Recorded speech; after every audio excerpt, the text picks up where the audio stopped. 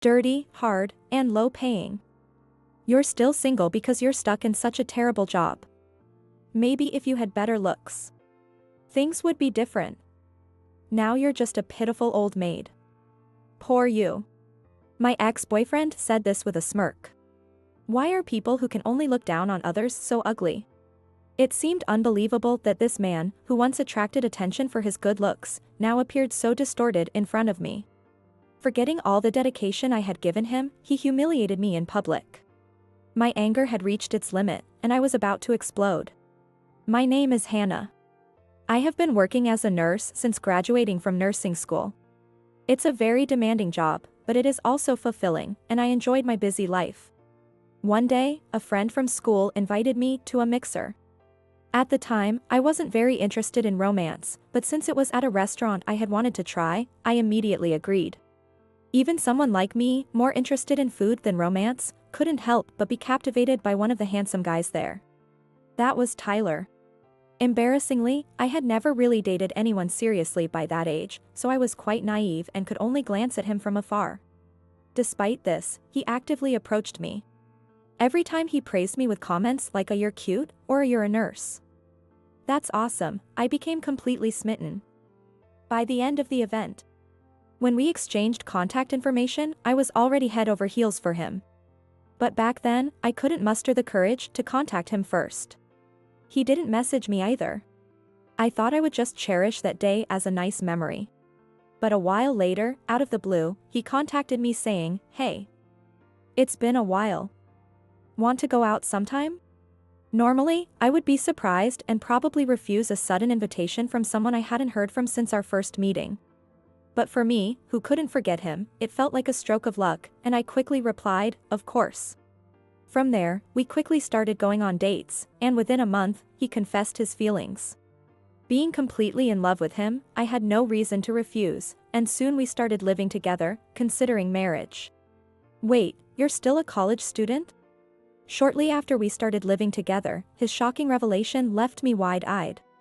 Despite being the same age as me, he was still in college, having repeated years after taking a gap year. I had assumed he was working in IT because he spoke so confidently about it, but it turned out he was still a student, frequently repeating years. While I worried about our future, he laughed it off. "Don't worry. I'll work once I graduate. I'm in an entrepreneurship activity. If our current project succeeds, we'll be rich in no time. Until then, let's work together on this." Work together? Yeah, since I'm not earning yet. I need you to handle the living expenses. In return, I'll take care of the house. Got it. I love living with you, so I'll do my best. And so began our cohabitation. I worked tirelessly to support our life together, which I cherished deeply. But he often found excuses and rarely did any housework, leaving it all to me. At first, I wanted to complain. But every time I did a chore, he would say, "Thanks for doing this even though you're tired from work," and then gently hug me. And I would melt all over again. After that, I devoted myself to him even more. Even when he said things like, "I don't like this flavor. I prefer it sweeter," or "make sure to clean properly. Nobody likes a dirty house." I would just laugh it off with a "sorry about that." I bottled up my frustrations, not wanting to break up with him. After all, he was working hard for our future through his entrepreneurship activity. "Are you staying out late again tonight?" "Yeah, we need to improve our quality to attract big companies." Even on weekends, he worked hard for our happiness. A year passed as I prayed for his success and supported him as best as I could. "Let's break up. I've found someone else I like." His unexpected words made my head spin. I couldn't accept it as reality. "Wait, what do you mean?" "It means exactly what I said. It's partly your fault too. Since we started living together, you've become more and more careless with your makeup and hair. I can't see you as a woman anymore." He coldly dismissed me while silently packing his things. "But the reason I don't have time for myself is because you don't help with anything. Blaming on others, huh? That's pathetic." He spat it out and left the house, leaving me behind in a state of despair. It all happened so quickly. The room that was once filled with memories of us now seemed empty, and I couldn't get over losing him. I don't know how much time passed. As it started getting dark outside, I slowly got up and turned on the TV. I looked at the screen in the darkness and was left speechless. There he was. He had succeeded with his startup company and was being featured on a TV show as a college entrepreneur. I owe it all to the support of everyone, especially my girlfriend, who stood by me through everything. What? Next to him was a woman. According to the show, she was the daughter of a CEO from a well-known company. Wait. I was the one who supported him through everything. Actually, we're engaged now. I proposed marriage to her recently. The studio buzzed with excitement at his announcement. The CEO's daughter showed off her beautiful ring. I never received even a cheap accessory from him because he always claimed he had no money. Even in my blind love for him, I understood. He dumped me as soon as his startup company succeeded and chose this CEO's daughter instead.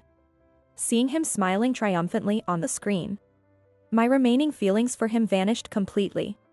All that was left was disgust. Who's the pathetic one here? In a desperate attempt at revenge, I told the media the truth, but when asked for proof, I couldn't provide any. He had taken all the personal belongings and photos with him. The apartment was in my name, and although we were considering marriage, he never actually proposed, so it wasn't public knowledge. With no evidence of our relationship, no one took my story seriously, and I channeled my anger into my work. A while later, I heard through the grapevine that they had a lavish wedding. I didn't care anymore. About 10 years had passed since we broke up, and I was 35 and still working hard at my job. I had no complaints about my work, but my personal life was a bit depressing. Having developed a slight aversion to marriage, I couldn't commit, even when I had a boyfriend, leading to repeated breakups. Meanwhile, my peers and friends married early and many had children. My parents, worried that I had missed my chance, constantly pressured me to go on arranged dates whenever I visited home. Relatives treated me like a fragile object, making it increasingly uncomfortable to return to my hometown. Throughout it all, my younger sister, Mary, remained the same. Mary, 5 years younger than me, was the pride of our family, having graduated from a prestigious college. She had just married her longtime colleague. You managed to get married, but Hannah is still. As soon as my parents sighed, Mary firmly spoke up. I am me, and Hannah is Hannah. If she wants to get married, that's different, but marriage is supposed to be a once-in-a-lifetime decision. You shouldn't pressure her into it. Faced with their exemplary Mary's logic, my parents fell silent, looking down. Hannah, there's a sale going on. Let's go shopping. Mary pulled me out of the house. I followed her suggestion and we headed to a nearby shopping mall. Thanks, Mary. I know I should just get married and put everyone's minds at ease, but marriage isn't something to rush into. The idea that you can't be happy unless you're married is outdated. You should live your life the way you want. Leave the grandkids and stuff to me. Mary said this with a big smile. Of course, if you want to get married, I can introduce you to some great people from my workplace. You're getting prettier every year, Hannah. You'll find someone wonderful in no time. Since breaking up with him, I've spent more time on myself, which seems to have paid off as people say I look younger than my age. I was aware of it myself, too. Getting a direct compliment from a family member made me blush and grin. Mary and I had our fair share of clashes growing up, but as adults, she understands me better than most friends. Her affection as my sister shines through in her words and actions, making her all the more adorable. After finishing our shopping, we took a break in a corner of the food court while she went to the restroom. Hey, isn't that Hannah? A voice came from above. I knew who it was without even looking. Even after 10 years of not seeing him, the trauma lingered. There was no way I could forget.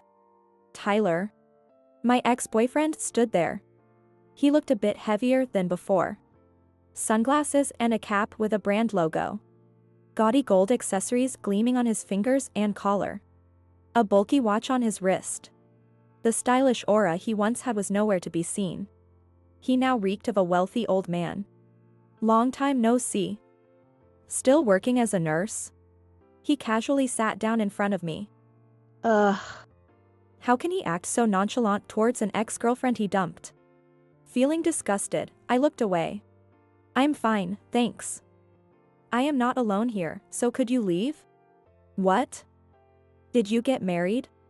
No, but I guess so. Someone who can't do housework and dresses so drably couldn't possibly get married. His snide remark made me angry, but reacting to him was a waste of time. I decided to ignore him.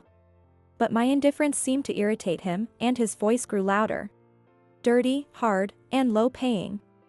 You're still single because you're stuck in such a terrible job. Maybe if you had better looks, things would be different. I'm a CEO now. I felt the eyes of other customers and staff on us as he continued his rant. At your age, you must be the office queen bee. Oh, poor you, left behind. Unable to endure the stares and his arrogance, I was about to leave a message for my sister and walk away. Just then. That's quite a rude thing to say. A voice as cold as ice cut through. My sister stood behind him, smiling quietly. Her eyes, however, were not smiling. Huh? Who are you? Hello, I'm her sister. He sneered and turned his gaze back to me. What?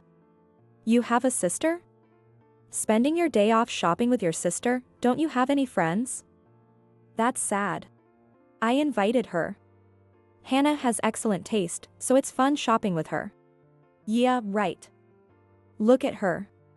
She's plain and lacks any appeal. No wonder she's been left behind. Pointing at my clothes. I was wearing trendy muted colors, appropriate for my age and not too revealing.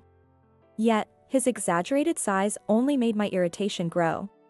You're unattractive, have no taste, and can't even do your job properly. That's why you can't quit. You must enjoy bossing around younger colleagues as the office queen bee. I had reached my limit. Being publicly humiliated with lies made me want to expose his past deeds. Just then, Mary slammed her hand on the table. That's enough. Your attitude towards Hannah is way out of line. What? What's wrong with telling the truth? The truth? Are you saying everything you've been telling her is true? Yes. Don't you know who I am? He took out a flashy gold business card holder and handed a card to Mary with a careless attitude. Thanks. Since we're at it, here's my card too. Without even glancing at it, he dropped her card on the floor and stepped on it. What are you doing? Leave it. Mary stopped me as I was about to shout. She smiled, looking at his card. Well. I know this company name very well.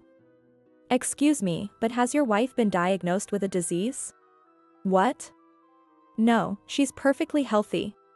Is that so? Do you have a grown-up daughter, then? No. What are you getting at? That's strange. Things don't add up. I could see the frustration in his face as he kicked the table leg. What are you trying to say? Well, you said you were only telling the truth, but have you seen Hannah recently? She's been working as an OB/GYN nurse for the past few years. What? A murmur rose from the people around us. Of course. It became evident that everything he had said was a lie. How can you call her an office queen bee or say she can't do her job without even knowing where she works? I could feel the stares directed at him. Sure, Hannah is single and works as a nurse, but you're not a close friend of hers. You have no right to call her an old maid or anything like that. His face turned beet red. Shut up. I'm done here. This is ridiculous. He stood up roughly and started to leave. Am I going to let this go, just like before? No, I'd regret it. I instinctively blocked his way. What do you want? Apologize.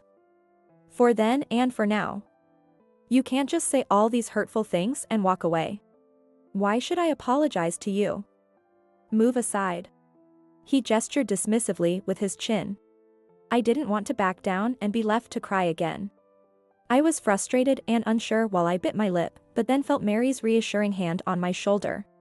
So, negotiations have failed? She pulled me aside. He snorted and started to walk away. At that moment, Mary began to play back his insults from a small voice recorder in her hand. In that case, should we proceed with this as evidence in court? She held up the voice recorder, still running. What? When did this happen? It just so happened to be in my bag today. When I came back from the restroom, I saw Hannah being harassed, so I couldn't help but intervene. Occupational hazard, maybe. What? I'm a lawyer. What? Tyler hurriedly picked up the business card with a pale face. He glanced between the card and my sister's face, sweating profusely. A lawyer. Yes. By the way, what you said to Hannah constitutes defamation and slander. I have proof on a recorder, and given that this happened in public, we have plenty of witnesses.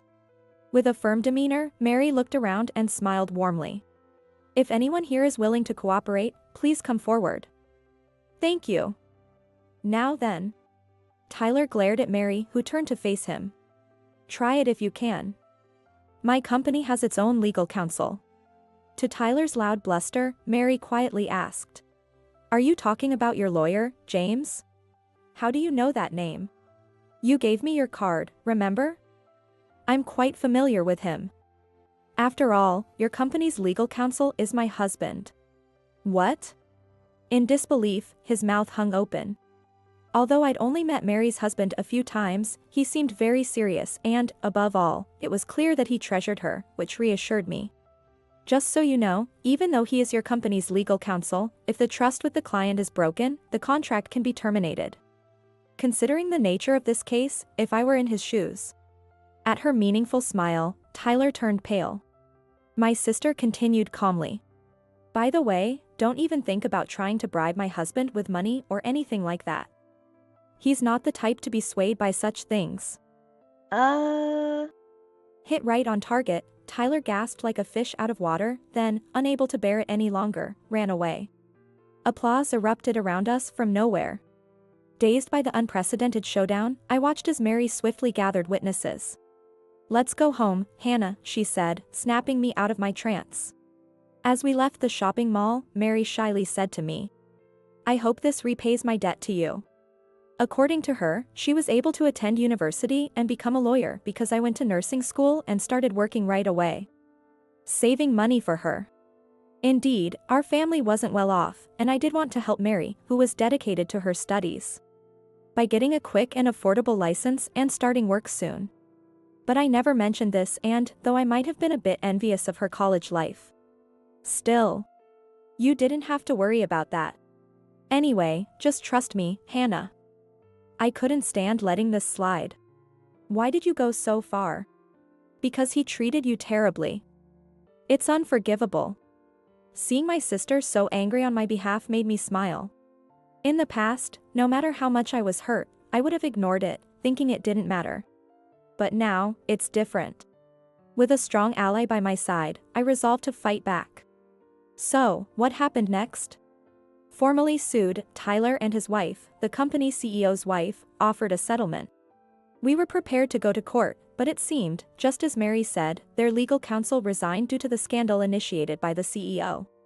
Given that it was a public defamation and slander case, the CEO's wife was deeply embarrassed. Moreover, while reviewing the recorder's contents, my past relationship with Tyler was revealed. His awful nature was exposed after 10 years, and including the hush money, we received a higher than usual settlement. After that, Tyler and his wife got divorced. For his wife, having her pride shattered meant there was no longer any reason to stay with him. Originally, he gained his flashy CEO position by marrying the company's CEO's daughter and becoming their adopted son. After the divorce, losing her support caused his company to quickly go bankrupt. Since he didn't graduate from college and had a high-profile marriage with the CEO's daughter, his education level was listed as college dropout. Moreover, rumors had already spread within the industry, making it difficult for him to find another job, leading to a tough life of unemployment. On the other hand, I took the settlement money, moved to a different town, and am now living a peaceful life. Hannah. A cheerful voice called my name with a crinkled smile. It was Chris, a former patient I met at the hospital where I worked. He's very kind and matches his pace to mine. He's not in a hurry to get married and always expresses how happy he is just being with me, frequently showing his affection. I might have forgotten how comforting and happy it is to be cherished by someone. Both my work and personal life are fulfilling. And now that my trauma has been overcome, I feel that in the near future, I'll find new happiness with this man.